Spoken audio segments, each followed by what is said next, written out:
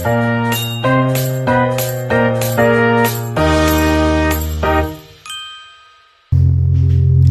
Swastiastu. Dalam video ini saya Nika Dewi Astuti, mahasiswa Prodi Hukum Agama Hindu, akan menyampaikan praktik public speaking dengan tema kesadaran hukum dalam nilai-nilai Dharma. Hukum seringkali dipahami hanya sebagai aturan tertulis, undang-undang, sanksi, dan hukuman.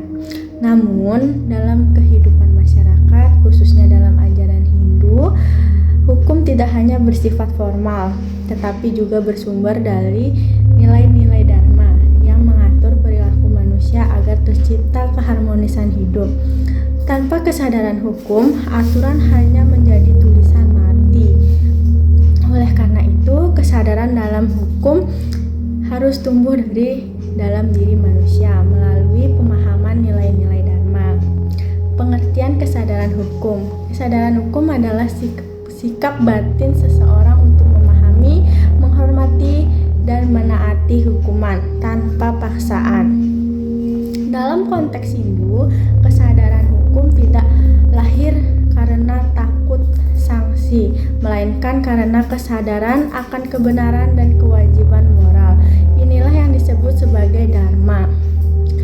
Dharma sebagai landasan hukuman. Dharma berarti kebenaran, kewajiban, dan hukum kosmis yang menjaga keseimbangan alam semesta. Dalam kitab Manawa Dharma Sastra, Dharma menjadi pedoman hidup manusia dan bertindak, berbicara, dan berpikir.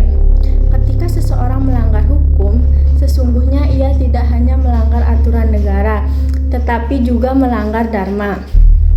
Kesadaran hukum dalam kehidupan sehari-hari. Kesadaran hukum berbasis Dharma dapat kita lihat dalam kehidupan sehari-hari, seperti mematuhi aturan lalu lintas bukan karena takut ditilang, tapi demi keselamatan bersama.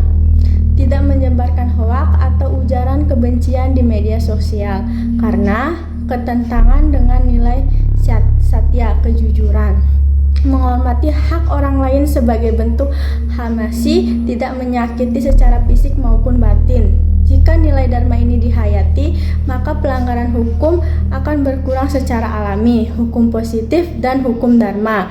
Hukum positif berfungsi sebagai alat pengaturan dan menegakkan keadilan, sedangkan hukum Dharma berfungsi sebagai mengendari moral.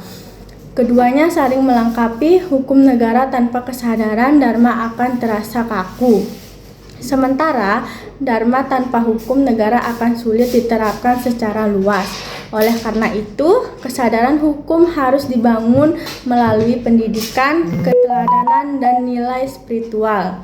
Peran generasi muda. Sebagai generasi muda, khususnya mahasiswa hukum, kita memiliki peran penting dalam penamakan kesadaran hukum berbasis Dharma.